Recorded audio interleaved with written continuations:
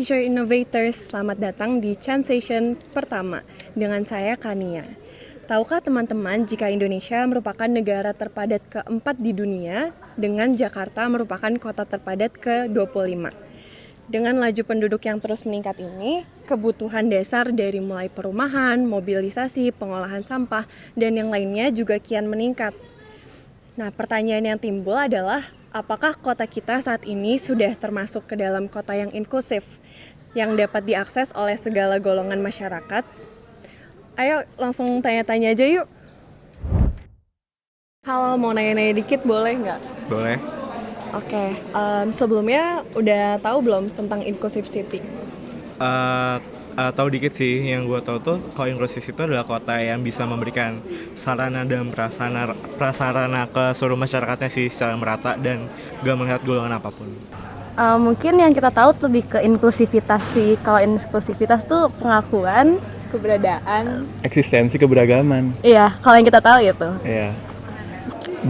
Baru denger aja sih, jadi baru familiar. Sedikit sih mungkin kalau misalnya dari gue sendiri, kota inklusif tuh kota yang bisa memenuhi akses dan kebutuhan dari seluruh masyarakatnya. iya sih kayak gue mikirnya hal yang sama karena balik lagi kayak inklusif berarti dia opposite-nya eksklusif kan ya, jadi pasti dia lebih untuk semua orang gitu, semua jenis orang. Kalau sepengetahuan aku tentang kota-kota ya, sekitaran kota gitu. Kalau menurut aku sih tata letak perkotaan mungkin ya. Nah, terus kira-kira kalau dari pengamatan lo, kota-kota di Indonesia tuh udah inklusif belum sih? Kalau menurut gue sih kota di Indonesia, mungkin khususnya di Jakarta itu belum banyak yang inklusif. Soalnya bisa dilihat kan ada banyak banget pemukiman yang kumuh dan gak layak tinggal, dan juga dari transportasi sendiri itu juga masih belum memadai. Jadi gue bilang belum inklusif. Kalau dari definisi namanya kan inklusif ya, punya kesetaraan yang sama lah buat masyarakatnya. Kalau dari pandangan gue sendiri pribadi masih belum ngerasa terlalu inklusif. Kenapa tuh? Karena masih banyak masyarakat yang belum menerima kesetaraan baik sosial ataupun ekonomi sih. Kalau menurut gue personally kayaknya belum sih ya di Jakarta terutama, karena kayak masih banyak aspek di kota kita tuh yang menurut gue masih terlalu signifikan perbedaannya dan bisa kita lihat gitu, dan gak mencakup semua lapisan masyarakat gitu. Mungkin ada yang udah dan ada yang masih belum sih. Jujur kurang tahu sih sebenarnya. Tadi kan mungkin ada yang masih belum ya. Kira-kira kita bisa ngapain nih biar kita mencapai kota yang inklusif?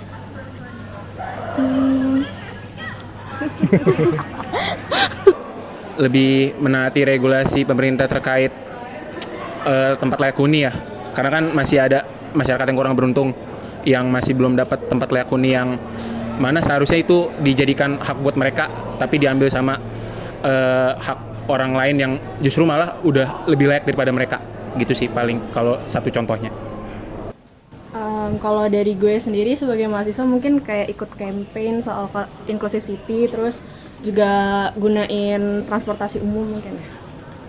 Dan mungkin kita juga bisa bantu dengan kita tahu lebih banyak tentang si Inclusive City ini, mungkin kita bisa raise awareness juga tentang hal itu sih kalau dari gue. Oke. Menurut gue sih kita mungkin sebagai mahasiswa bisa mulai dari menggunakan transportasi umum sih. Jadi selain bisa mengurangi emisi karbon, kita juga bisa ningkatin antusiasi aja di masyarakat buat naik transportasi umum. Oke, segitu aja sih. Thank you ya. Yeah. Nah, tadi kan kita udah simak ya jawaban dari teman-teman di lingkungan FT.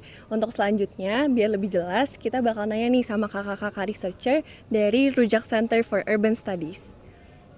Saat ini saya sudah berada di Kampung Aquarium bersama dengan kakak-kakak researcher dari Rujak Center for Urban Studies. Di sini ada Kak Vidya, halo Kak Imam.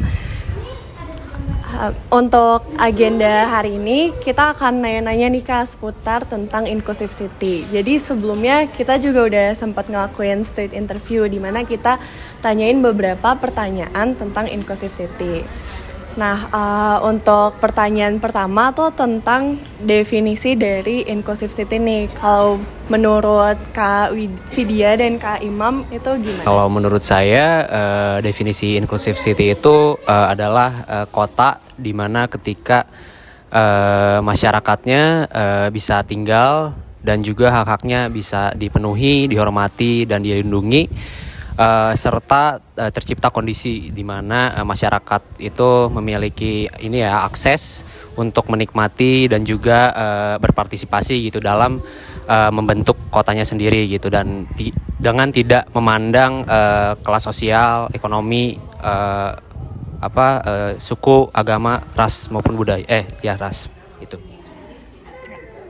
Kalau boleh nambahin, sebenarnya tadi ketika kita lihat jawaban dari teman-teman street interview, kami lumayan senang ya, karena ternyata banyak yang sudah familiar dengan konsep inclusive city. Cuman kalau saya boleh tambahkan, mungkin gampangnya kita melihat sebuah environment itu inklusif atau tidak, kita lihat tentang diversity di dalamnya. Apakah misalnya ruang tempat kita nongkrong ada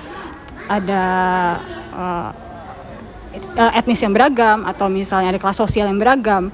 Karena kalau misalnya masih homogen, berarti kemungkinan ruang itu hanya melayani untuk kelas tertentu saja, misal kelas menengah atas saja, atau kelas menengah bawah saja. Itu berarti ruangnya belum inklusif, seperti itu.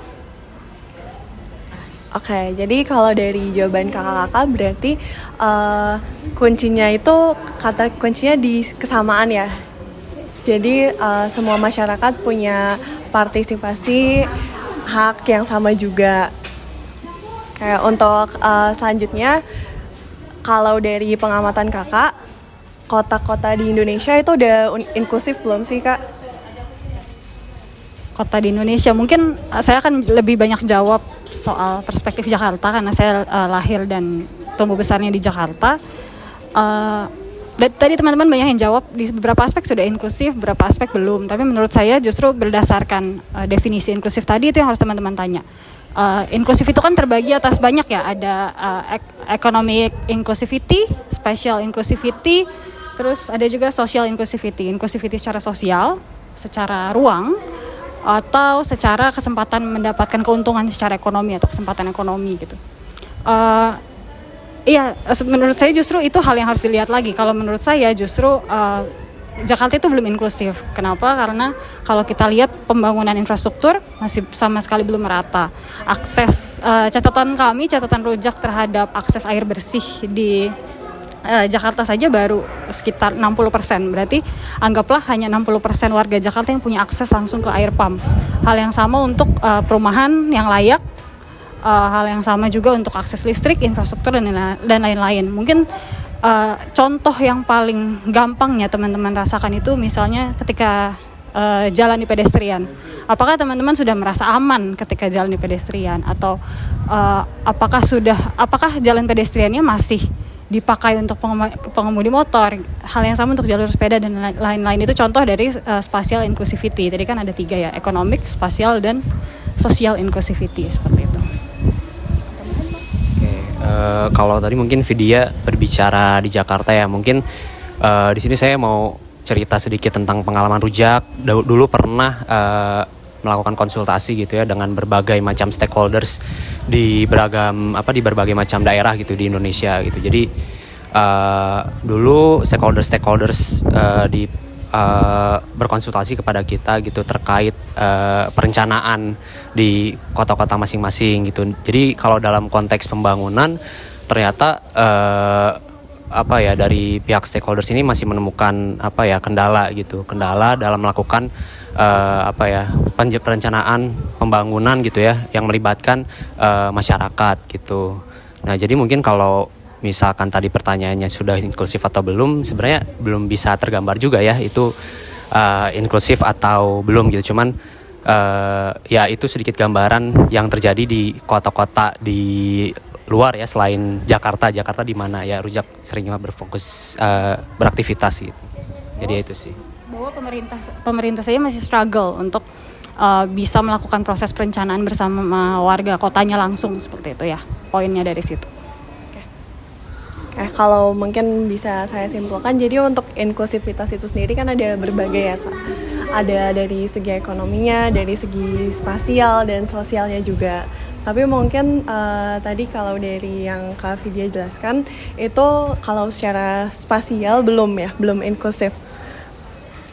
Bisa dirasakan sendiri sama teman-teman sih sebenarnya gitu. Kayak tadi mungkin contoh gini ya, menurut saya orang baru bisa merasa inklusif atau tidak kalau sudah keluar dari zona nyamannya. Karena anggapannya gini, kita nggak bisa relate sama masalah pejalan kaki kalau kita bukan pejalan kaki gitu kan. Baru kita bisa menentukan isu ini beneran ada atau enggak sih. Seringkali isu inklusivitas itu diremehkan karena orang tidak relate terhadap masalahnya. Karena ya kita anggaplah lingkungan kita tidak merasakan masalah itu.